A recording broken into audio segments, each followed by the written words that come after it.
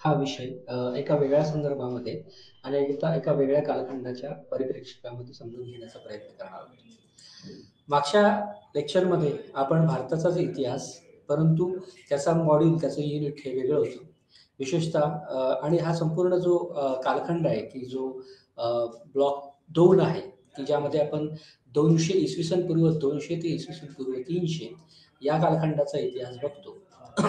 आणि यामध्ये आपल्याला संपूर्ण हा जो काही काळ आहे, हा काळ खरं तर मौर्योत्तर कालखंड म्हणून गणला गेलेला आहे. मौर्योत्तर कालखंड हा एक असा महत्त्वाचा टप्पा किंवा लँडमार्क इव्हेंट्स ऑफ हिस्ट्री एवढ्यासाठी म्हटलं जातं, कारण तो पहिल्यांदा आपला भारताच्या संदर्भातला एक मौर्य मोठं साम्राज्य, एक एक ज्याने मोठा भूभाग त्यामध्ये आलेला होता किंवा मोठ्या भूभागावर तो विस्तार झालेला होता. त्यामुळे मौर्यन कालखंड हा खरं तर पुढच्या संपूर्ण इतिहासाचा संदर्भ घेताना एक रेफरन्स पॉइंट किंवा ज्याला आपण असं म्हणू शकतो, की त्याची दखल घेतल्याशिवाय पुढचं होत नाही. कारण भूभागाच्या दृष्टिकोनातून मौर्यन एम्पायर हे अत्यंत मोठं एम्पायर होतं, की ज्याची निर्मिती खरं तर महाजनपदांच्या नंतर झालेली आपल्याला आढळून येते. आणि मध्ये म्हणजे गुप्ता कालखंड आणि मौर्य कालखंड याच्यामध्ये बरेचसे छोटे-छोटे राज्यांचा विकास आणि झालेला आपल्याला दिसून येतो. त्यामध्ये काही राज्य ही स्थानिक आहेत, म्हणजे लोकल डायनेस्टीज आहेत, की ज्या उभ्या राहिल्यात आणि काही राज्य किंवा काही राज्यकर्ते हे परकीय किंवा विशेषतः मध्य आशियातून स्थलांतरित झालेली आणि तिथे येऊन इथे काही पद्धती स्थलांतरित आणि काही ठिकाणी आक्रमण अशा पद्धतीने तो ती एक इतिहासाची फेज किंवा इतिहासाची अवस्था अ, होती. आणि या संपूर्ण बॅकग्राऊंडवर आपल्याला किंवा या संपूर्ण कालखंडाच्या पार्श्वभूमीवर आपल्याला मौर्य काळाचा गुप्ता काळाचा विचार करणं अपेक्षित आहे. त्यामुळे आतापर्यंत आपण भारताचा इतिहास समजून घेताना प्राचीन भारतापासून जरी सुरुवात केलेली असली, तरी त्यामध्ये महत्त्वाचे इतर जे उपघटक किंवा इतर जे इतिहास होत्या, छोट्या-छोट्या डायनेस्टीज होत्या, त्याचाही इतिहास आपण मागच्या लेक्चर्समध्ये समजून घेतला होता. उदाहरणार्थ आपण मध्य आशियातून आलेले जे काही छोटे-छोटे समूह होते, की जे नंतर प्रचंड त्याने भूभाग विस्तारला. म्हणजे मध्य आशियापासून त्याची सुरुवात होऊन ओके, म्हणजे मथुरेपर्यंत त्यांचं एक्सटेन्शन्स किंवा विस्तार आपल्याला झालेला दिसून येतो आणि मथुरेपासूनही काही राज्य हे फार मध्य भारत किंवा ज्याला सेंट्रल प्रोव्हिन्स आपण असं कॉलोनियल काळात ज्याला वर्गीकरण केलं गेलं, तिथपर्यंत त्याचा प्रसार आणि प्रचार झालेला आपल्याला दिसून येतो.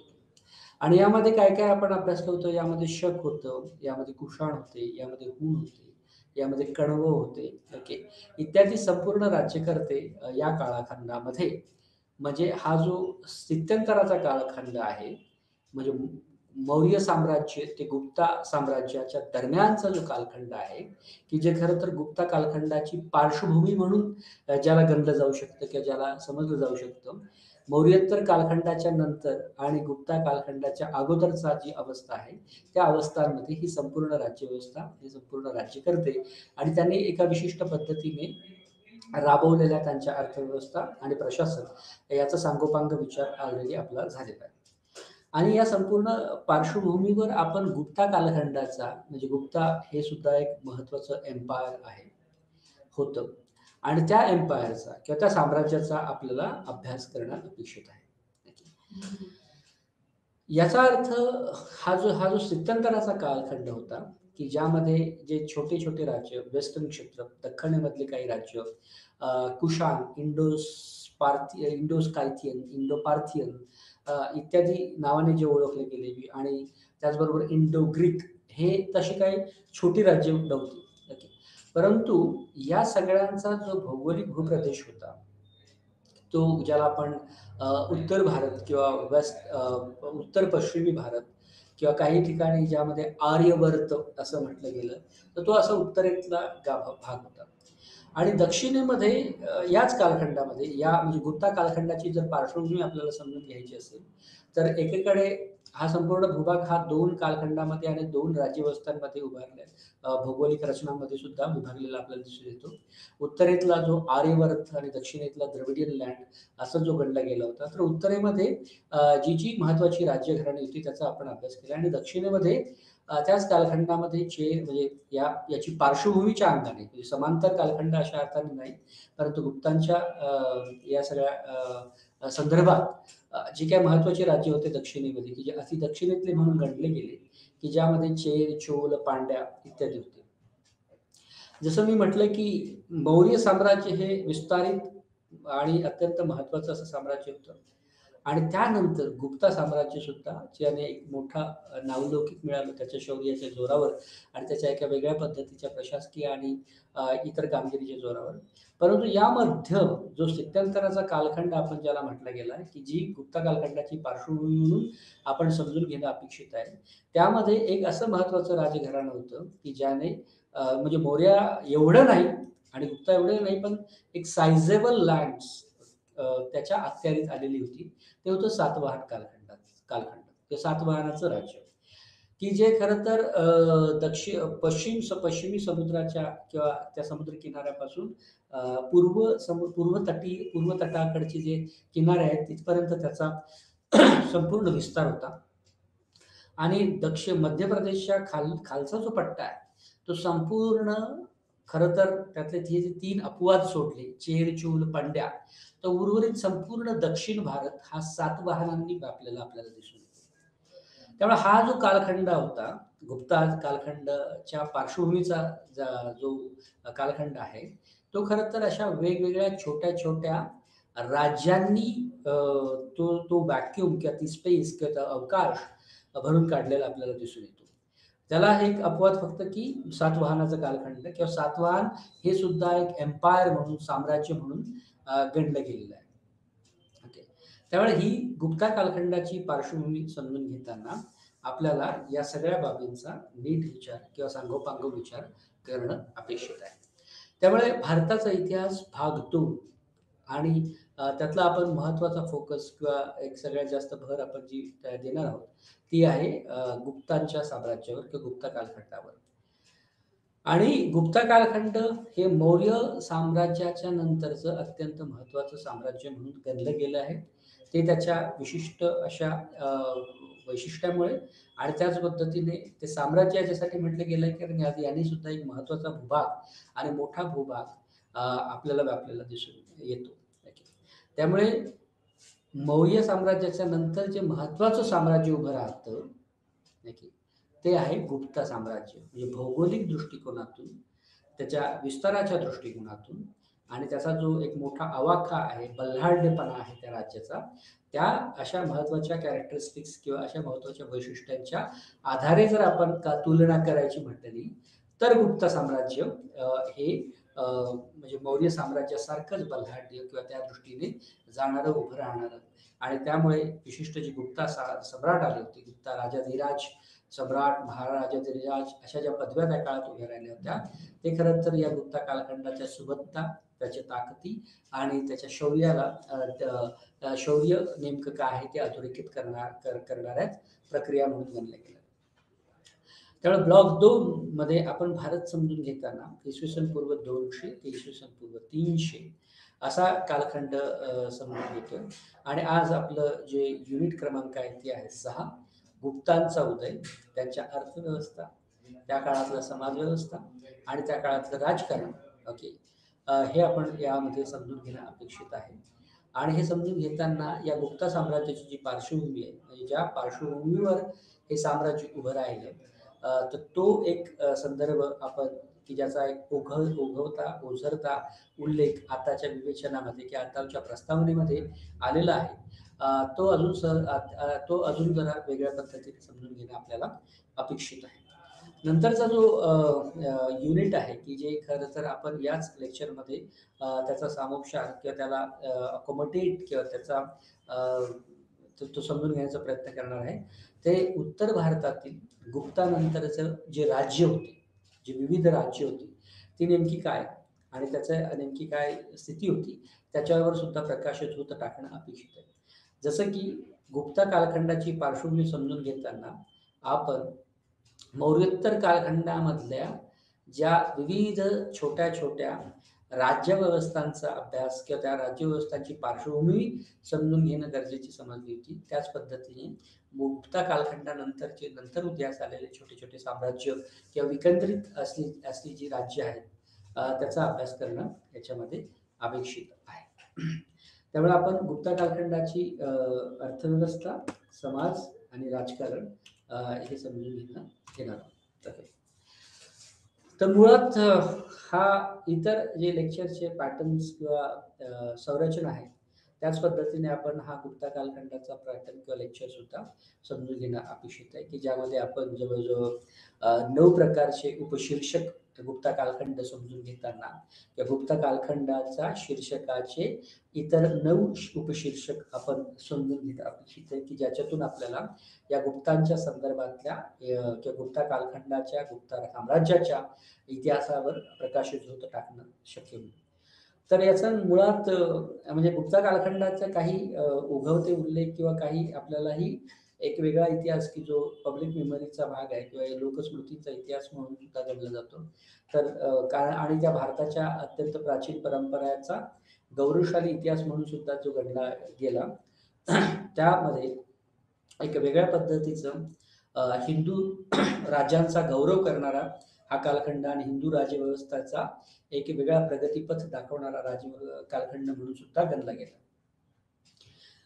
म्हणजे मौर्य साम्राज्य सुद्धा तसंच होतं, पण मौर्य साम्राज्य सांस्कृतिक दृष्टिकोनातून विशेषतः सम्राट अशोक किंवा त्याचे वडील बिंबिसार यांनी जैन, बौद्ध या सगळ्या धर्माला एक वेगळ्या पद्धतीचं संरक्षण किंवा पॅटर्नायझेशन ऑफ जैनिझम आणि बुद्धिझम असं केलेलं असल्यामुळे त्याचा एक वेगळ्या पद्धतीचा धाटणीचा प्रशासकीय आणि राजकीय व्यवहार आपल्याला मौर्यांचा दिसतो.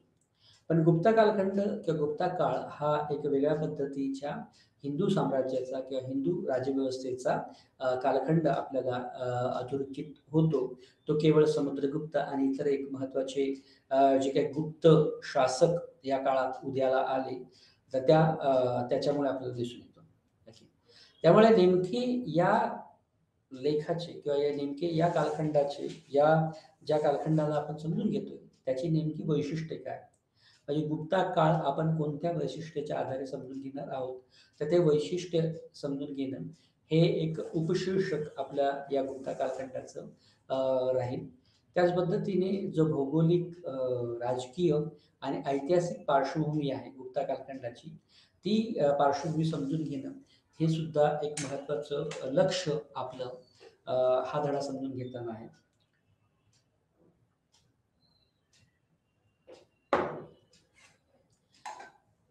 त्यानंतर जे पूर्ववर्ती होते म्हणजे अँटीसिडेंट्स किंवा जे पूर्व सुरी होते गुप्तांची, म्हणजे अगोदरच्या राज्यव्यवस्था सामाजिक, राजकीय आणि प्रामुख्याने राजकीय, की जे स्मॉल किंगडम्स म्हणून उदयाला आले होते.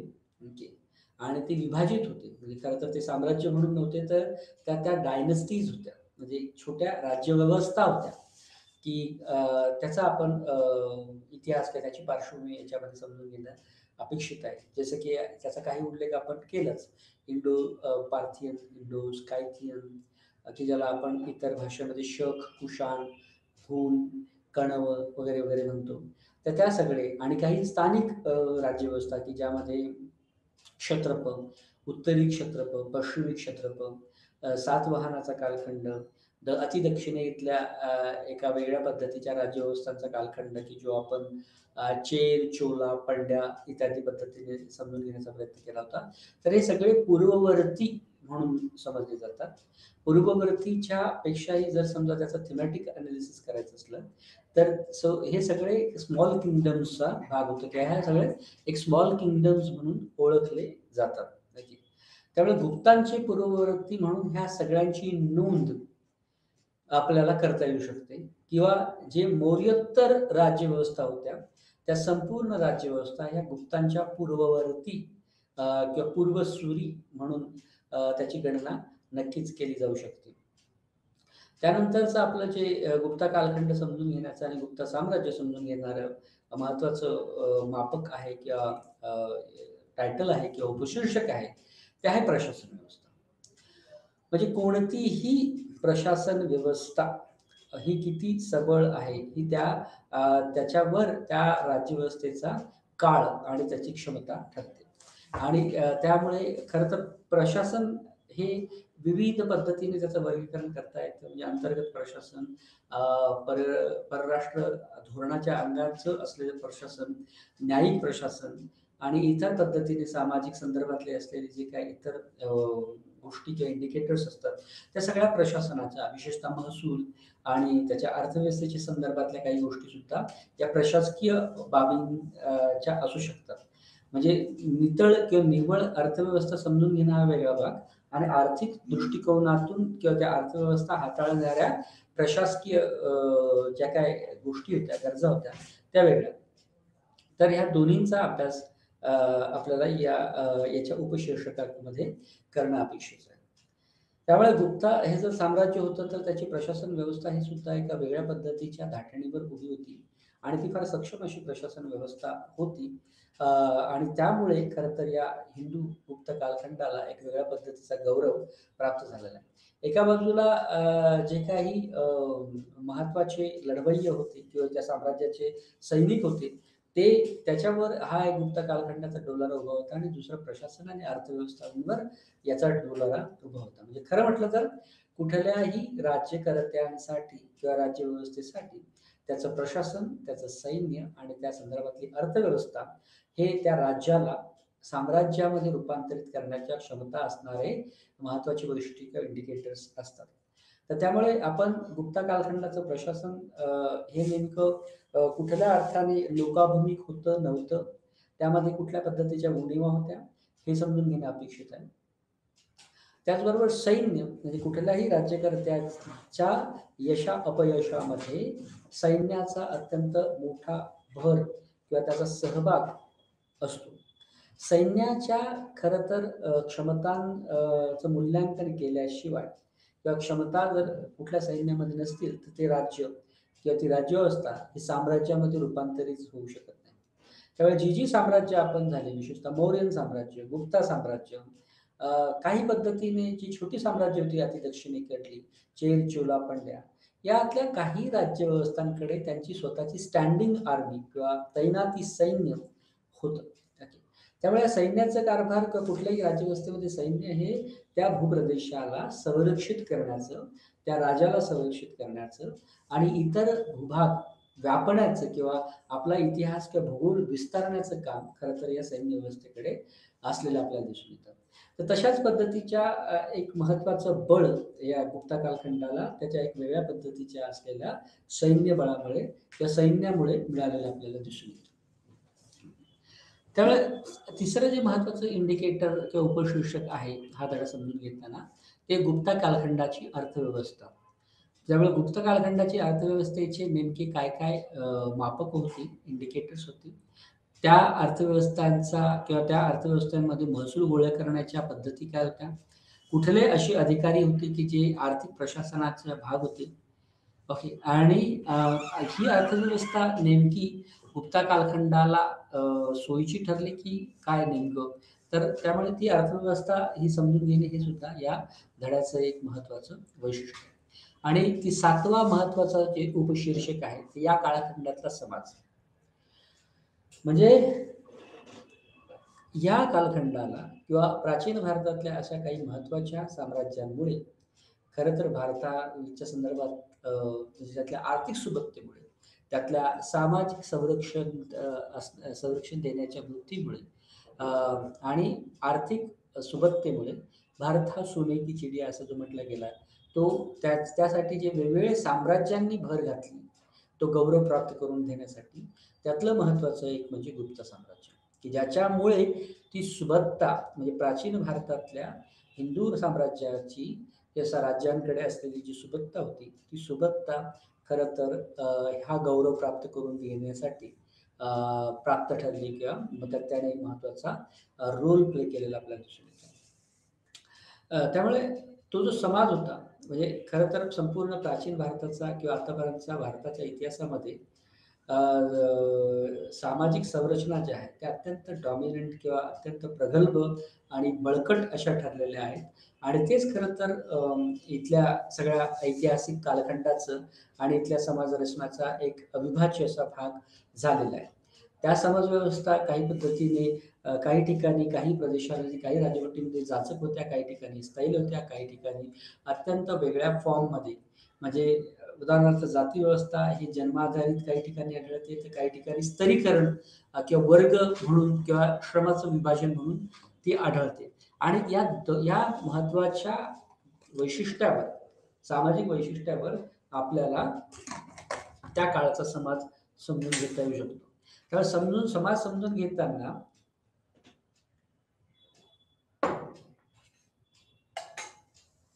त्या कालखंडामध्ये असलेले सामाजिक गट, सामाजिक संरचना, सामाजिक संघटना आणि या संपूर्ण सामाजिक प्रक्रियेमध्ये असलेलं विविध लोकसमूहांचं स्थान, स्त्रियांचं स्थान आणि इतर जे काही महत्त्वाचे घटक आहेत समाजातले त्यांचं स्थान काय? म्हणजे त्या समाजव्यवस्थेचा भाग आहे की समाजव्यवस्थेच्या बाहेर आहे? याच्यावर त्या समाजामधली एकी आणि त्या समाजाची क्षमता आपल्याला दिसून येते, की जी खरं तर त्या साम्राज्यामध्ये परावर्तित होताना दिसून येते. म्हणजे त्याची क्षमता, समाज म्हणूनची क्षमता किती काय वगैरे. त्यामुळे आणि हा समाज खरं तर एका वेगळ्या पद्धतीच्या संस्कृतीला जन्म देतो आणि म्हणून आपल्याकडे वेगवेगळ्या राज्यव्यवस्थेमध्ये वेगवेगळ्या पद्धतीच्या संस्कृती, चालीरीती आणि कस्टम्स किंवा ह्या पद्धती रूढ झालेल्या आपल्याला दिसतात. त्या केवळ त्या काळातला समाज आणि त्या समाज फॉलो करत असलेल्या किंवा समाज अवलंब करत असलेल्या अशा विविध पद्धतीच्या चालीरीतींशी त्याचा संबंध येतो. त्यामुळे जो समाज गुप्त कालखंडात होता त्याच्यावर आपण प्रकाशझोत टाकल्यानंतर खरं तर गुप्तांच्या आधिपत्याखाली एक वेगळ्या पद्धतीच्या संस्कृतीचा जो जन्म झाला किंवा एक वेगळ्या पद्धतीच्या संस्कृतीला खतपाणी घातलं गेलं किंवा त्याची वाढ आणि संगोपन झालं, तर त्या संस्कृतीचा सुद्धा आपण अभ्यास करणं अपेक्षित आहे. आणि शेवटचं जे चॅप्टर आहे किंवा शेवटचं जे उपशीर्षक आहे गुप्त कालखंडाच्या संदर्भातलं, तर ते गुप्तांचा नेमका ऱ्हास कसा झाला. खरं तर या संदर्भामध्ये आपण शेवटचा जो राजा असतो तोच किंवा त्यालाच आपण कल्प्रिट्स किंवा तोच त्या कालखंडाचा किंवा त्या साम्राज्याचा ऱ्हास करण्यामध्ये ज्याचा महत्त्वाचा वाटा आहे अशी समजूत बाळगतो. आणि त्यामुळे शेवटचा राजा जो स्कंदगुप्त म्हणून ओळखला गेला आणि त्याच काळात हुणांचं सुद्धा आक्रमण किंवा हुणांचे सुद्धा एक वेगळ्या पद्धतीच्या लढाया आपल्याला गुप्तांबरोबर झालेल्या दिसतात. त्यावेळेस स्कंदगुप्ताच्या नंतरचा कालखंड किंवा स्कंदगुप्त हा गुप्ता राजवटीचा, गुप्ता साम्राज्याचा शेवटचा राजा म्हणून गणला गेलेला आपल्याला दिसून येतो. आणि सगळ्यात प्रभावशाली राजा म्हणून आपण समुद्रगुप्त दुसरा, समुद्रगुप्त पहिला याची नोंद घेतो. ओके. आणि त्या समुद्रगुप्तांमुळेच खरं तर गुप्ता साम्राज्याला एक वेगळं वैभव प्राप्त आपल्याला दिसून येतं. ओके. त्यामुळे ह्या सगळ्या प्रशासन, राजकीय व्यवस्था समजून घेताना एका बाजूला आपण समाज, स्तर, अर्थ आणि राज्य याची उजळणी करणार आहोत, याची ओळख करून घेणार आहोत. आणि दुसऱ्या बाजूला आपण त्यातले महत्त्वाचे जे क्रोनॉलॉजी आहे, म्हणजे राज्यव्यवस्था जी आहे किंवा त्या काळातले जे काही राजे होते ते नेमकी म्हणजे गुप्ताच्या संदर्भातल्या समुद्रगुप्तांच्या आणि इतर त्याचे जो मुलगा होता त्याची कामगिरी आणि शेवटचा जो राजा होता तिथपर्यंतची गुप्त कालखंडाच्या कामगिरीचा आढावा घेणं क्रमप्राप्त ठरलं. आणि शेवटचे राजे गुप्तांमधले हे कसे इतरांच्या तुलनेत किंवा अगोदर जे राज्य होते त्याच्या तुलनेमध्ये कमकुवत निघाले अशा पद्धतीने आपण गुप्तांचा राज सुद्धा समजून घेणं अपेक्षित आहे. त्यामुळे आपण ज्या काळाच्या संदर्भात चर्चा करतोय, ओके, तो खरं तर भारताचा इतिहास इसवी सन पूर्व 200 ते इसवी सन पूर्व 300, इसवी सन पूर्व 200 ते इसवी सन 300 असा कालखंड असला आहे. परंतु आपण जो गुप्ता कालखंड आहे, तो गुप्ता साम्राज्य आहे, ते खरं तर 4थ्या शतकामध्ये सुरू आपल्याला दिसतं. आणि 4थ्या शतकामध्ये हे साम्राज्य सुरू झालेलं आपल्याला दिसत असल्यामुळे त्या काळातली जी काय राजकीय परिस्थिती होती, म्हणजे ती पार्श्वभूमी जी होती गुप्ता साम्राज्याची, ती खरं तर पार्श्वभूमी राजकीय परिस्थितीच्या अनुषंगाने समजून घेणं हे एक महत्त्वाचं उद्दिष्ट आपल्याला या कालखंडाचं किंवा गुप्ता कालखंडाचं गुप्ता साम्राज्याचं दिसून येतं किंवा आहे. ओके. राजकीय परिस्थिती का समजून घेणं गरजेचं आहे? कारण गुप्ता हे एक राजकीय घराणं आहे आणि गुप्ता हे एक राजकीय साम्राज्य आहे. त्यामुळे कुठल्या राजकीय परिस्थितीचा आणि राज्य व्यवस्थेचा पाडाव करून गुप्ता हे राज्यव्यवस्था किंवा राज्य निर्मितीमध्ये सक्षम ठरले, याचा आढावा आपल्याला त्या या गुप्ता कालखंडाचा इतिहास समजून घेताना किंवा गुप्ता साम्राज्याचा इतिहास समजून घेताना होईल. त्यामुळे हे जे काही छोटे स्मॉल किंगडम्स होते किंवा त्या काळातली जी राजकीय स्थिती होती ती समजून घेणं, कारण त्या स्थितीच्या पार्श्वभूमीवर गुप्ता हे सरस आहेत की नाही याचं मूल्यांकन होणं गरजेचं आहे. त्यामुळे गुप्ता साम्राज्य किंवा गुप्ता कालखंड समजून घेताना आपल्याला 4थ्या शतकातल्या राजकीय परिस्थितीचा, राजकीय गाभ्याचा, राजकीय नेतृत्वाचा आणि त्या संदर्भातल्या परिस्थितीचा अभ्यास घडू शकेल. त्यामुळे वेगळ्या अर्थाने 4थ्या शतक आपल्याला एक नीट विशेषतः पण गुप्ताच्या संदर्भात 4थ्या शतकाचं अवलोकन किंवा आकलन आपल्याला होईल आणि हे होणं हे एक महत्त्वाचं उद्दिष्ट आपलं इथे अधोरेखित झालेलं आहे. ठीक आहे.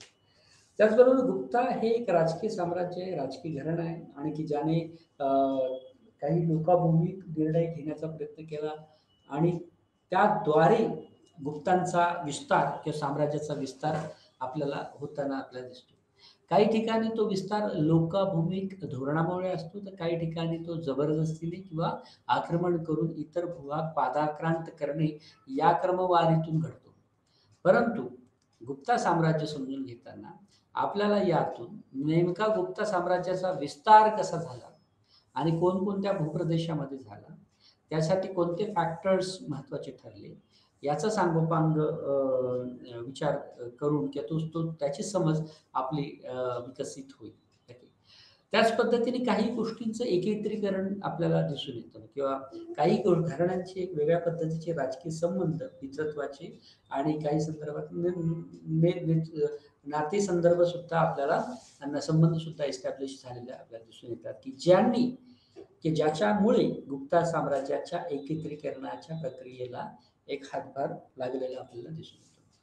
म्हणजे सगळीकडेच म्हणजे काही प्रमाणात गुप्तांच्या आसपास शेजारी म्हणून गुप्तांचे शत्रू राज्यव्यवस्था म्हणून जरी उभे असले तरी काही शत्रू हे खरं तर नंतर गुप्ता काळातले मित्र बनले, कारण त्याच्यातून एक वेगळ्या पद्धतीचे नातेसंदर्भ संबंध तयार झाले. विशेषतः या कालखंडामध्ये नागा आणि इतर जे काही महत्वाची राजघराणी होती त्या घराण्यांशी गुप्ता साम्राज्याचे वैवाहिक असे संबंध तयार झालेले होते. विशेषतः नाग आणि इतर हे सगळे समुदाय की ज्या समुदायाची चर्चा आपण करणं अपेक्षित, ते काही प्रमाणात गुप्ता कालखंडाचे विरोधी किंवा त्याचे राजकीय विरोधक आहेत, परंतु तरी सुद्धा एक वेगळ्या पद्धतीच्या संबंधांची तयारी आपल्याला या कालखंडामध्ये दिसते आणि त्यामुळे गुप्ता साम्राज्याचा विस्तार आणि त्याचं एकत्रीकरण हे समजून घेण्यासाठी एक महत्त्वाचे इंडिकेटर्स म्हणून त्यांनी काम केलेलं आहे. तर ते समजून घेणं म्हणजे हा सगळा इतिहास समजून घेतल्यानंतर आपल्याला गुप्ताच्या साम्राज्याचा विस्तार आणि त्याच्यामध्ये एक कन्सॉलिडेशन किंवा एकत्रीकरण कसं झालं याची सुद्धा ओळख आपल्याला होईल. त्याचबरोबर आपण काही महत्त्वाच्या गुप्ता शासकांचा इतिहास, त्यांची कामगिरी आणि त्याचं अवलौकिकपण हे समजून घेण्याचा प्रयत्न करणार आहोत. त्यामुळे ज्यांच्यामुळे गुप्त साम्राज्याची निर्मिती झाली त्यांचा इतिहास आणि त्याचे उत्तराधिकारी यांचा एक क्रमविकास समजून घेणं आपल्याला अपेक्षित आहे. त्यामुळे ह्या सगळ्या गुप्ता कालखंडावर प्रकाश झोत टाकताना आपल्याला नेमका गुप्ता शासकांच्या उत्तराधिकाऱ्यांचा क्रम समजून येईल. त्याच पद्धतीने ज्या सैन्य व्यवस्थेची चर्चा आपण उपशीर्षक म्हणून करतोय किंवा केली आहे, त्या संदर्भातले जे लष्करी कारनामे या गुप्ता शासकांनी केली त्याची सुद्धा ओळख आपल्याला या गुप्ता शासकांच्या इतिहास समजून घेताना होईल. त्याचबरोबर आपण जे उपशीर्षक समजून घेतले त्या उपशीर्षकाशी संबंधित हे सगळे इतर घटक आहेत की जे आपण गुप्तांच्या संदर्भात समजून घेणं अपेक्षित आहे.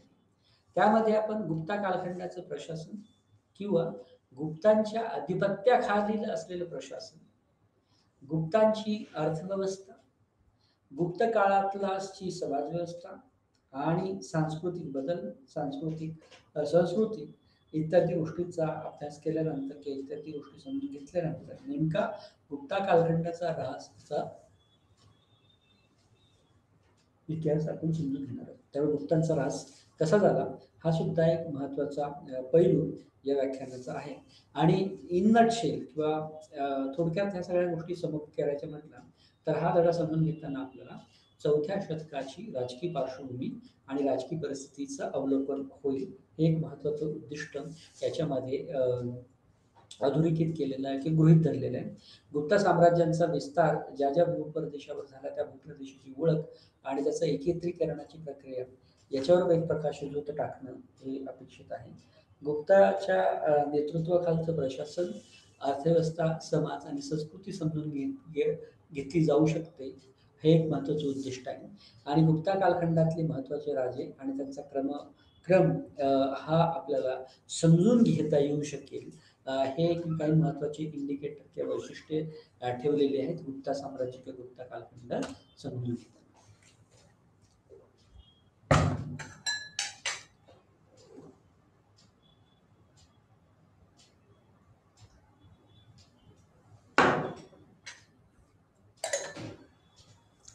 त्यामुळे आपण पुन्हा या सगळ्याचा परिचय किंवा पार्श्वभूमी समजून घेताना हा जो काल होता त्या काळामध्ये बऱ्याचशा सत्ताधारी घराण्यांचा उदय होत होता आणि त्याच्यामध्ये बरीच वाढ सुद्धा आपल्याला झालेली आपल्याला दिसते. म्हणजे भौगोलिक दृष्टिकोनातून आपण उत्तर, दक्षिण आणि मध्य असे जरी वर्गीकरण केलेलं असलं तरी उत्तरेमध्ये सुद्धा असंख्य राजघराण्यांचा उदय आहे. मध्य म्हणजे भारताच्या मध्यामध्ये सुद्धा दख्खन सल्तनतीमध्ये किंवा दख्खनेमध्ये विविध राजघराण्यांचा उदय आहे आणि दक्षिणेकडे सुद्धा विविध राजघराण्यांचा उदय आपल्याला झालेला दिसून येतो. त्यामुळे या सत्ताधारी जे राजघराणे होते ज्यामध्ये स्थलांतरित, आक्रमण केलेले, ऐतदेशीय, स्थानिक या सगळ्यांचा समावेश होतो. त्याच्यामध्ये मोठ्या प्रमाणात वाढ आपल्याला या काळामध्ये झालेली दिसून येते की या पार्श्वभूमीवर गुप्तांचा उदय हा अत्यंत उल्लेखनीय किंवा महत्त्वाचा ठरतो. कारण गुप्तांच्या अगोदर किंवा ज्या सत्ताधारी घराण्यांचा संदर्भ आपण घेतो ते सत्ताधारी घराणे तेवढे प्रगल्भ, तेवढे विस्तारित आणि तेवढे व्यापक असे नव्हते. त्याला सातवाहनांचा अपवाद आहे. पण सातवाहनांचा अपवाद सोडल्यास इतर हे सगळे राजे किंवा घराणे किंवा राज्यव्यवस्था किंवा सत्ताधारी घराणे हे त्या भौगोलिक क्षेत्राच्या परिसीमेमध्ये मर्यादित राहिलेले आपल्याला दिसतात. ओके. त्यामुळे ह्या सत्ताधारी घराण्यांमध्ये एका बाजूला प्रचंड वाढ होत होती आणि दुसरीकडे स्थानिक राज्यांचा उदय होत होता की ज्याचं नेतृत्व किंवा त्याच्या राज्यव्यवस्था ह्या खरं तर स्थानिकांनीच त्यांच्या आपापल्या शासनाद्वारे किंवा प्रशासनाद्वारे राबवल्या गेल्या. त्यामुळे एका बाजूला असंख्य असे सत्ताधारी घराण्यांचा उदय आणि दुसऱ्या बाजूला स्थानिक राज्यांचा उदय की ज्याचं नेतृत्व स्थानिक शासकांनी किंवा स्थानिक राज्यकर्त्यांनी केलेलं आपल्याला दिसून येतं. तर या पार्श्वभूमीवर गुप्ता कालखंडाला किंवा या पार्श्वभूमीवर गुप्तांच्या साम्राज्याला सुरुवात झालेली आपल्याला दिसून येते. त्याचबरोबर या सगळ्या प्रक्रियेमध्ये असंख्य राजघराणी असली त्याची नोंद जरी इतिहासाने घेतलेली असली तरी ही सगळी राजघराणी प्रगल्भ, प्रभावशाली आणि सदा सर्व काळ आपलं अस्तित्व टिकवून ठेवणारी होती असं नाही. ओके. यामध्ये काही राज्ये अत्यंत छोटी होती, काही राज्य अत्यंत छोटी होती, काही राज्य विस्कळीत होती, काही राज्य त्यांचा गाडा किंवा राज्यव्यवस्थेचा गाडा चालावा म्हणून सुद्धा एक जिकरीचे प्रयत्न करत होती. आणि जसं की मौर्य साम्राज्यांमध्ये मुळे असे जे छोटे छोटे राज्यव्यवस्था होते त्याचं एक कन्सॉलिडेशन तयार झालं.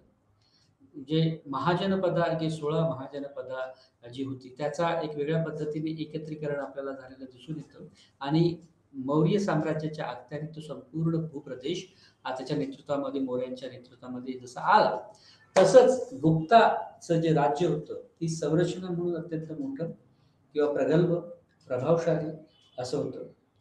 त्यामुळे या छोटे जे राज्य होते त्यांच्यामुळे छोट्या राज्यांनी खरं तर गुप्तांच्या पुढे एकतर हात टेकले किंवा त्या गुप्त साम्राज्याच्या उदयामुळे त्या सगळ्या स्थानिक छोट्या लहान राज्यांचा अस्त झाला किंवा मग त्यांनी गुप्तांचं मांडलिकत्व पत्कारलं किंवा गुप्तांचे अधीन म्हणून राहणं त्यांनी पसंत केलं.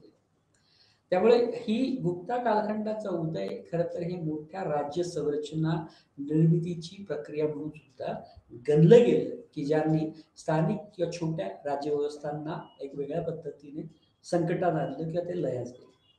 त्यामुळे संपूर्णपणे सगळीकडे सुद्धा हाच पॅटर्न किंवा हा दिसतो असं नाही. काही ठिकाणी छोट्या राज्यांनी सुद्धा लढाया करून किंवा एक आपला स्वतःचा भक्कम सामर्थ्यावर त्यांची स्वतःची अस्मिता किंवा ओळख जपण्याचा प्रयत्न केला. परंतु बऱ्याचशा स्थानिक राज्यांनी त्यांची आपापली स्वायत्तता ती गमावून बसले आणि काहींनी गुप्ता कालखंडाचं, गुप्ता साम्राज्याचं अधिनित्व किंवा ते गुप्ता साम्राज्याच्या अधीन झालेले आपल्याला दिसून येते. हे कुठे हे केव्हा झालं? हे जवळजवळ इसवी सन पूर्व 200 ते इसवी सन 300 या कालखंडाच्या पार्श्वभूमीवर ह्या सगळ्या राजकीय प्रक्रियेमध्ये अशा पद्धतीची स्थित्यंतर होत असताना आपल्याला दिसून येतं. आणि या स्थानिक राज्याच्या पातळीवर आपल्याला 4थ्या शतकामध्ये गुप्तांचं एक मोठं साम्राज्य आणि त्या मोठ्या साम्राज्याचा उदय आणि गौरवशाली परंपरा निर्मितीच्या दृष्टीने त्यांची पावलं, अशा पद्धतीचा विकास किंवा अशा पद्धतीचा पॅटर्न आपल्याला दिसतो. ओके. त्यामुळे इथपर्यंत सगळ्यांचं एकमत आहे की गुप्ता कालखंड हा 4थ्या शतकाच्या संदर्भातला कालखंड म्हणून गणला गेला किंवा गुप्त साम्राज्य 4थ्या शतकातलं साम्राज्य म्हणून गणलं गेलेलं आपल्याला दिसून येतो. आणि गुप्त कालखंडानंतर सुद्धा काही महत्वाच्या नंतरच्या छोट्या छोट्या राज्यव्यवस्थांचा उदय झाला आणि समाज सुद्धा एक वेगळ्या पद्धतीने त्याच्यामध्ये बदल घडवून आणत होता. नक्की त्यामुळे बदल हा खरं तर हे सगळ्या राजकीय स्थिती आणि हे सगळे संदर्भ अनित्य असल्यामुळे बदल हा अत्यंत स्वाभाविक म्हणूनच या काळामध्ये आपल्याला गणला जाऊ शकतो, तो गणला गेला. त्यामुळे या संपूर्ण राज्यकर्त्यांच्या जसं आपण थिमॅटिकली किंवा थ्योरेटिकली सैद्धांतिकदृष्ट्या असं म्हटलं की हा सगळा भूप्रदेश हा छोट्या छोट्या राज्यकर्त्यांच्या विकेंद्रीकरणाचा परिपाक म्हणून बघितला गेला. काही राज्ये हे गुप्तांचे अधीन झाली, परंतु ह्या पार्श्वभूमीवर राज्यकर्त्यांची नवीन कुटुंब सुद्धा अस्तित्वात आपल्याला आलेली दिसून येतात की जी राजघराणी म्हणून गणली गेली, की ज्याचा थोडासा उल्लेख आपण प्रस्तावनेमध्ये केलेला होता. की खरं तर या अगोदरच या अगोदरच्या कालखंडामध्ये कुशाण एक बलशाली शक्ती म्हणून त्याचा उदय जो झालेला होता आणि कुशाणांनी एक वेगळ्या पद्धतीच्या राज्यव्यवस्थेचा सुद्धा ओळख या संपूर्ण कालखंडाला दिलेली असली तरी नंतरचे जे आक्रमण आले ते झाली ते बरेचसे मध्यपूर्वेतून आणि इतर देशांमधून जे झाले त्याच्यामुळे कुशाणांची शक्ती कमकुवत होत गेली. कशामुळे? तर ससानियन राजघराणे की जे खरं तर मूलतः इराणियन राजघराणं होतं त्याच्या आक्रमणाने किंवा त्याच्या पुढे कुशाणांची शक्ती अत्यंत कमी झालेली आहे. हे सगळे पूर्व म्हणजे कुशाण, शक आणि इतर हे खरं तर गुप्तांचे पूर्वसूरी आहे. त्यामुळे त्यांची शक्ती कमी होणं किंवा त्यांची शक्ती वीक होणं याचा अर्थ राजकीय क्षेत्रामध्ये एक वेगळ्या पद्धतीची किंवा एक वेगळ्या अर्थाची पोकळी तयार करणं किंवा तयार होणं असं होतं. आणि त्या पोकळी भरून काढण्याचं काम खरं तर या साम्राज्याने, गुप्त साम्राज्याने आपल्याला केलेलं दिसून येतं. आणि हे सगळं करताना काही ठिकाणी जे कमकुवत राज्यव्यवस्था होत्या त्यांनी गुप्ताच्या अधीन झाली. पण ज्या राज्यव्यवस्था ह्या खरं तर लढाईसाठी तयार होत्या आणि ते त्यांची स्वायत्तता त्या भूप्रदेशामधून सध्या सोडण्यासाठी तयार नव्हत्या, त्यांना गुप्ता शासकांशी 2 हात करावे लागले. काही ठिकाणी त्यांची ते जिंकले, पण बऱ्याच ठिकाणी हे सगळे छोटे छोटे राजघराणे आणि त्यांचा इतिहास हा नामशेष झाला किंवा कमकुवत झाला. नक्की. त्यामुळे याच रायव्हलरीमध्ये किंवा गुप्तांचं ज्यांच्याशी वैर होतं म्हणजे राजकीय वैर होतं त्या सगळ्यांना हरवून गुप्ता साम्राज्याचा उदय आपल्याला झालेला दिसतो. म्हणजे उदाहरण म्हणून घ्यायचं तर अत्यंत महत्वाचा वंश या काळातला जो नाग वंश म्हणून ओळखला गेला, त्या नागांच्या बऱ्याचशा शाखा आपल्याला मथुरा किंवा आसपासच्या भूप्रदेशामध्ये आढळतात. त्यामुळे त्या संदर्भात नाग हे एक राजकीय घटक म्हणून या काळात अत्यंत प्रभावशाली होते ज्यांचा वावर मथुरेच्या आसपास किंवा मथुरेच्या संदर्भात होता. परंतु गुप्तांनी या कालखंडामध्ये या भूभागामधल्या या समूहाचा म्हणजे नागांचा पराभव केला. ओके. त्यामुळे मथुरेत शक्तिशाली असलेले नाग हे गुप्ताकडून पराभव स्वीकारतात आणि गुप्ता एका वेगळ्या पद्धतीच्या अ, साम्राज्याच्या साम्राज्याचा पायाभरणी गुप्तांकडून आपल्याला झालेलं दिसून येतो. तो केवळ या सगळ्यांना हरवून. त्यामुळे एकीकडे ससानियन किंवा इराणियन ससानियन याच्यामुळे ऑलरेडी कुशाण वीक झाले. ओके. दुसरीकडे नाग हे एक प्रतिस्पर्धी म्हणून त्यांच्याकडे बघितलं गेलं, त्यामुळे गुप्तांकडून त्यांच्याकडे त्याच्या विरोधात कारवाया झाल्या. त्याचबरोबर पश्चिम भारतामध्ये जसं खरं तर क्षत्रप या दोन उपराजघराणी किंवा दोन राजघराणे म्हणून ओळखले जातात. एक उत्तरेतली क्षत्रप आणि एक पश्चिमेतले क्षत्रप. तर भारतामध्ये म्हणजे विशेषतः पश्चिम भारतामध्ये क्षत्रप एक मोठ्या प्रमाणात राज्य करत होते. या गुप्त कालखंडाच्या पार्श्वभूमीच्या संदर्भातला हे काही उर्वरित असे मुद्दे आहेत की जे पुन्हा समजून घेणं अत्यंत महत्त्वाचं आहे. त्यामुळे पश्चिम भारतामध्ये क्षत्रप होते. उत्तर भारतामध्ये किंवा त्या सगळ्या पट्ट्यामध्ये आपल्याला कुशाण दिसून येतात की जे ससानियन आक्रमणानंतर क्षीण होताना आपल्याला दिसतात. नक्की कुशाणांची शक्ती ही ससानियन आक्रमणामुळे कमी झाली. नागांची एक वेगळ्या पद्धतीचं त्यांना पराभव झाला, परंतु त्याचबरोबर जे एकत्रीकरणाची प्रक्रिया होती नागांशी काही बाबतीमध्ये किंवा नागांशी एक वैवाहिक संबंधांची सुद्धा परंपरा आपल्याला गुप्त आणि नागांमध्ये दिसते. त्यामुळे एका बाजूला असं एक वैवाहिक संबंध प्रस्थापित करणे आणि दुसऱ्या बाजूला एक प्रतिस्पर्धी म्हणून त्यांना एक वेगळ्या पद्धतीचं कॉर्नर करणे अशाही एक संदर्भ आपल्याला या सगळ्या संदर्भाच्या या सगळ्या राजकीय इतिहासाच्या संदर्भात दिसतो. तिसरी जी एक महत्वाचं घटक होता छोट्या राज्यांचं उदाहरण म्हणून याच्यामध्ये मोठी राज्यांचं आपण ऑलरेडी उदाहरण घेतलं की ज्यामध्ये चेर, चोळा, पांड्या, सातवाहन इत्यादी उत्तराचे काही. आता आपण काही दुर्लक्षित असेल पण ज्यांचं एक अस्तित्व होतं आणि त्या अस्तित्वाला हरवून खरं तर गुप्त साम्राज्य उभे राहिले. त्यामुळे जे विदर्भातलं छोटं राज्य होतं खरं तर ते 3ऱ्या शतकामध्ये ज्या राज्याचा उदय झालेला होता ते होतं वाकाटक. त्यामुळे दख्खनीमध्ये एक वेगळ्या परिस्थिती होती. अतिदक्षिणेमध्ये चेर, चोला, पांड्या होती. सौराष्ट्रामध्ये बरेचसे त्या पश्चिम भारतामध्ये बरेचसे जिल्हे होते की ज्यामध्ये क्षत्रप सुद्धा गणले गेलेले होते. त्यामुळे विदर्भामध्ये वाकाटक या छोट्या राजघराण्याचा उदय होता. आणि महाराष्ट्राच्या संदर्भात किंवा वर्तमान महाराष्ट्राच्या संदर्भात आता जे काही कारल्या भाज्याच्या लेणी आहेत आणि यावर सातवाहनकालीन विशेषतः गौतमीपुत्र सातकर्णी आणि त्याच्या राजाची यादी आणि त्या संदर्भातले कोरी उल्लेख आपल्याला पुण्याच्या आसपास आणि या सगळ्या संदर्भात आढळून येतात. त्यामुळे नाग, कुशाण, क्षत्रप, वाकाटक, सातवाहन ओके हे सगळे अत्यंत महत्वाच्या राज्यव्यवस्था किंवा राजकीय सिद्धांत किंवा राजकीय प्रभावशाली नेतृत्व आपल्याला या सगळ्याच्या याच्यामध्ये प्रभावशाली म्हणण्यापेक्षा विखंडित असं राजघराणे आपल्याला या काळात दिसतं. त्याचबरोबर सातवाहनानंतर सुद्धा एक वेगळ्या पद्धतीच्या राज्यव्यवस्था किंवा राज्य आपल्याला आलेले की जे तटीय आंध्र म्हणून ओळखले गेले. इक्ष्वाकू म्हणून त्याचं नेतृत्व इक्ष्वाकू आणि सांकलयन हे महत्वाचे राजे खरं तर सातवाहनानंतर आपल्याला झालेले दिसून येतात. त्याचबरोबर कर्नाटक हा जो भूप्रदेश होता त्याच्यामध्ये कदंब राजवंश कदंब राजघराण्यांचा आपल्याला दिसतात. अतिदक्षिणेकडे चेर, चोला, पांड्या, कर्नाटकात कदंब, महाराष्ट्रामध्ये सातवाहन, गौतमीपुत्र सातकर्णी, शेवटचा यज्ञशील सातकर्णी, पश्चिमे म्हणजे सौराष्ट्र, गुजरात या प्रदेशामध्ये क्षत्रप, कुशाण याच्यामध्ये याच्यामध्ये ससानियन आक्रमणाच्या नंतर दक्षिण होत जाणे हा सगळा छोट्या छोट्या राज्यांचा विकास आपल्याला दिसून येतो. त्यामुळे कर्नाटकात सुद्धा कदंबांचा उल्लेख होतो किंवा उदय होतो. तामिळनाडूमध्ये विशेषतः 3ऱ्या शतकापासून 9व्या शतकापर्यंत पल्लव हे त्याची राज्यव्यवस्था टिकवण्याचा प्रयत्न करतात आणि या सगळ्या पार्श्वभूमीवर आपल्याला गुप्ता आणि गुप्तांचं साम्राज्य उभं राहताना आपल्याला दिसून येतं. त्यामुळे गुप्ता ज्या प्रदेशामध्ये त्यांचं साम्राज्य विस्तारत होते किंवा ते गुप्ता कालखंड किंवा गुप्ता जिथे त्याचं राजकीय इतिहास उभा राहतो तो खरं तर वर्तमानातला उत्तर प्रदेश म्हणून ओळखला जातो किंवा उत्तरात त्या गुप्त प्रदेश सुद्धा तो होता. गुप्तांचा प्रदेश हा वर्तमानातला उत्तर प्रदेश म्हणून त्याची आपल्याला ओळख आपल्याला दिसून येते.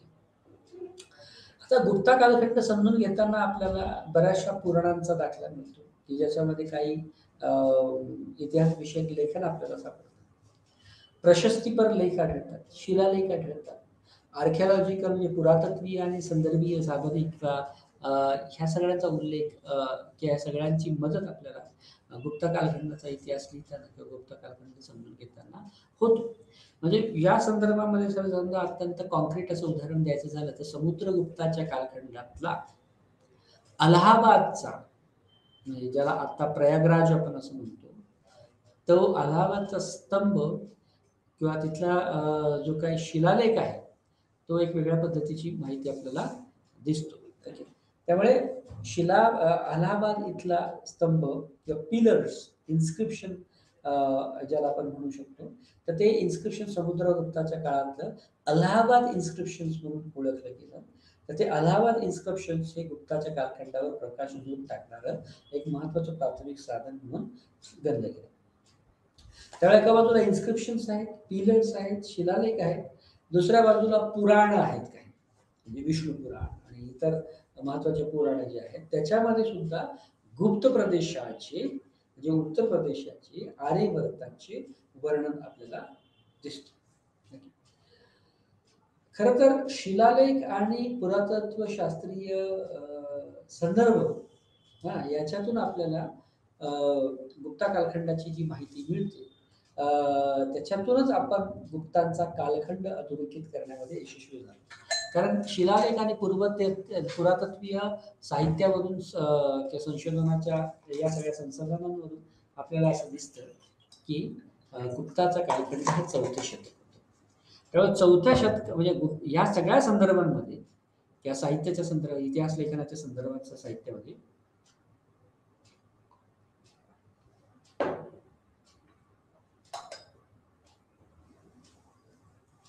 वेगवेगळ्या विसंगती जरी असल्या तरी शिलालेख आणि पुरातत्वीय साधनं ही अत्यंत महत्त्वाची मानली जातात आणि त्यामध्ये 4थ्या शतकाचा उल्लेख आपल्याला आढळून येतो आणि त्याद्वारे आपण असं म्हणू शकतो की गुप्ता कालखंड हे 4थ्या शतकातला किंवा गुप्त साम्राज्य 4थ्या शतकातलं साम्राज्य होतं.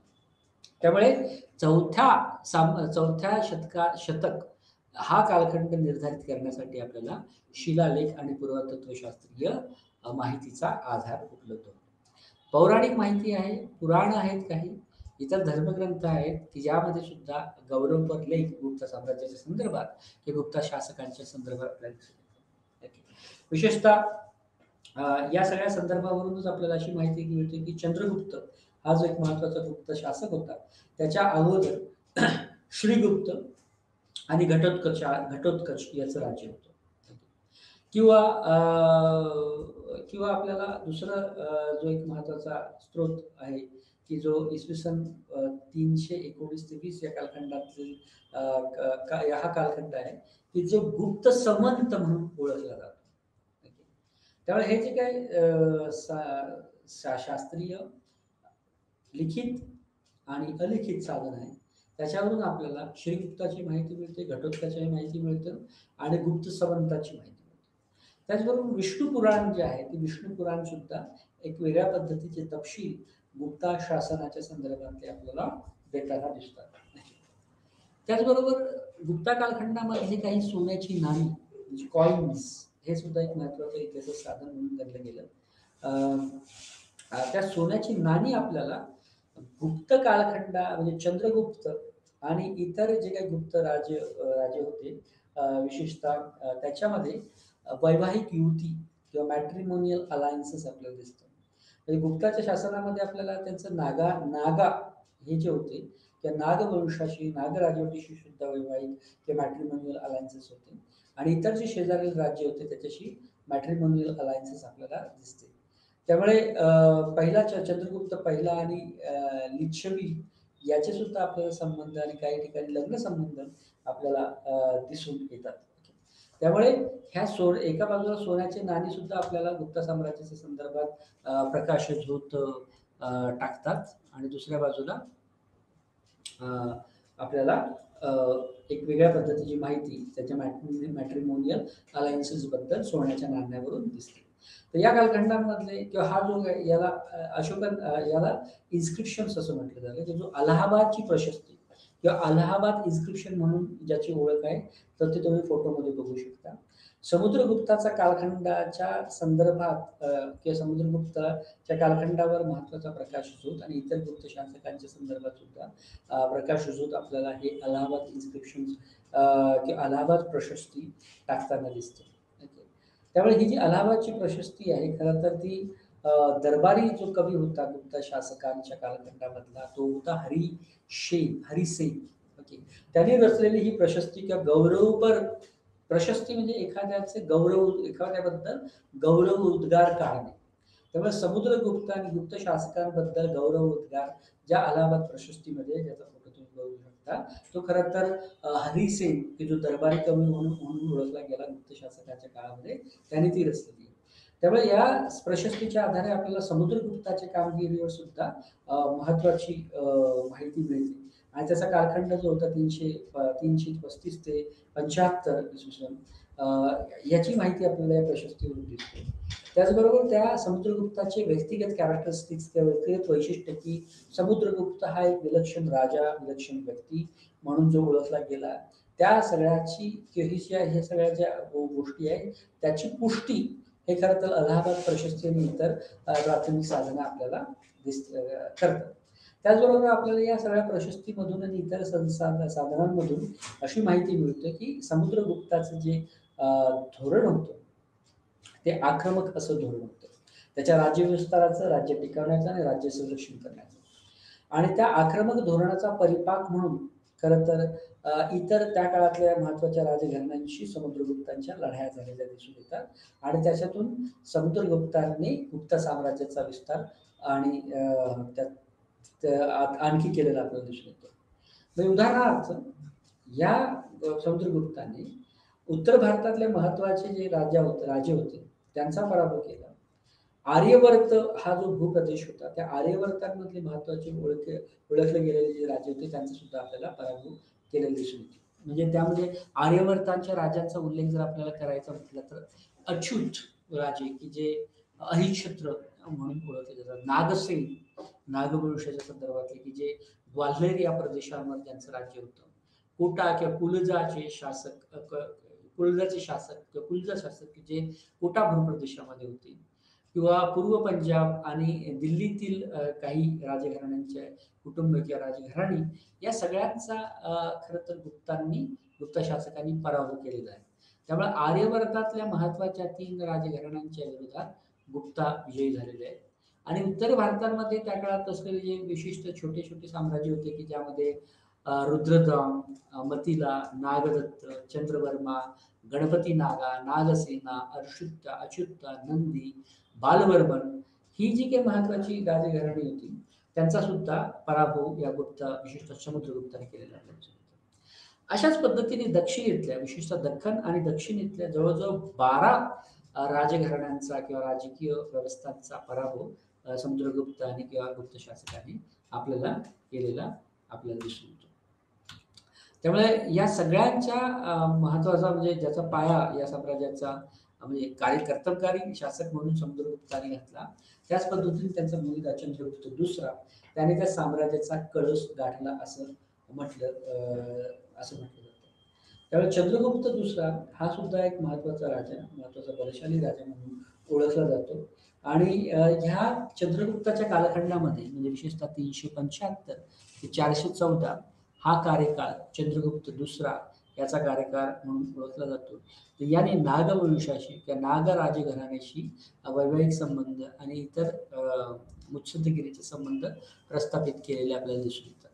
त्यामुळे समुद्रगुप्त की ज्याने गुप्त साम्राज्याची पायाभरणी केली, म्हणजे फाउंडर म्हणून संस्थापक म्हणून जरी वेगळे असले तरी यांनी एक वेगळा बस आपल्याला तयार केलेला दिसून येतो. आणि चंद्रगुप्त दुसऱ्याने खरं तर त्या साम्राज्याचा प्रचंड विस्तार आणि मोठा भूभाग या काळामध्ये आपल्याला दिसून येतो. ओके. त्यामुळे चंद्रगुप्ताचा मुलगा आणि जो नंतर चंद्रगुप्ता दुसराचा जो मुलगा आहे, त्या काळात खरं तर हुणांचं आक्रमण आपल्याला दिसून येतं आणि या सगळ्या संदर्भामध्ये शेवटचा जो राजा होता, तो होता स्कंदगुप्त. त्या स्कंदगुप्ताच्या काळामध्ये हुणांचं आक्रमण होतं. स्कंदगुप्त हा चंद्रगुप्त दुसरा आणि समुद्रगुप्ताच्या तुलनेमध्ये अत्यंत कमकुवत राजा म्हणून गणला जातो आणि त्यामुळे हुणांचं आक्रमण हे अत्यंत किंवा त्याला त्याच्यापुढे त्याचा टिकाव लागत नाही आणि नंतरच्या काळामध्ये आपल्याला गुप्ता राजवंशाचा राजसुद्धा दिसून येतो. ओके. तर ह्या सगळ्या संदर्भामध्ये विशेषतः हे जे 2 महत्त्वाची क्रोनॉलॉजी किंवा हे जे 2 महत्त्वाचे राजे समजून घेतल्यानंतर या काळातलं प्रशासन हे खरं तर समजून घेणं, की ज्याच्या आधारावर हे साम्राज्य पसरलं, त्याचा विस्तार झाला आणि त्या साम्राज्याच्या अंतर्गत असलेल्या लोकांना एक लोकभूमिक असं शासक मिळाले, की ज्यांनी एक वेगळ्या पद्धतीने वैदिक संस्कृतीच्या किंवा एका वेगळ्या हिंदू साम्राज्याचा विस्तार करण्यामध्ये महत्त्वाची भर घातली असं आपण म्हणू शकतो. त्या प्रशासनामध्ये खरं तर राजा हा केंद्रबिंदू होता. कार्यकारी मंडळ होते, काही अमात्य होते या सगळ्या प्रशासन व्यवस्थेमध्ये, की ज्यामध्ये परंतु त्या सगळ्या याच्यावर राजांचं नियंत्रण होतं आणि राजा हा सगळ्या प्रशासनाचा किंवा इतर अनेक असंख्य दुसरे जे काही सैन्य, अर्थव्यवस्था होते त्या सगळ्यांचा तो प्रमुख होता. ओके. त्यामुळे प्रशासन हे राजा केंद्रित प्रशासन आपल्याला या काळात दिसून येतं. मंत्रिमंडळ होतं. त्याच्या विविध समित्या आपल्याला या काळात स्थापन झालेल्या दिसून येतात आणि संपूर्ण केंद्रीकरण परंतु राजाच्या हातात आपल्याला दिसून येतं. त्यामुळे या प्रशासनामध्ये राजाच्या जबाबदाऱ्या म्हणून त्याच्या प्रशासनाचं आणि राज्यव्यवस्थेचं रक्षण करणे आणि राज्यव्यवस्थेचा विस्तार करणे अशा काही मूलगामी किंवा मूलभूत गोष्टी आपल्याला या काळामध्ये दिसून येतात.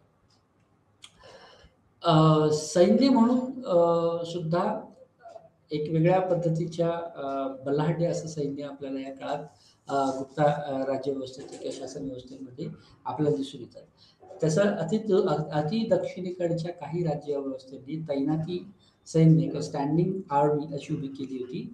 तशाच पद्धतीचं किंवा त्या सगळ्या स्थानिक किंवा समकालीन राज्यव्यवस्थांना प्रत्युत्तर देण्यासाठी एक महत्त्वाचं सैन्य आणि त्याची उभारणी गुप्ता प्रशासनामध्ये केलेली आपल्याला दिसून येते.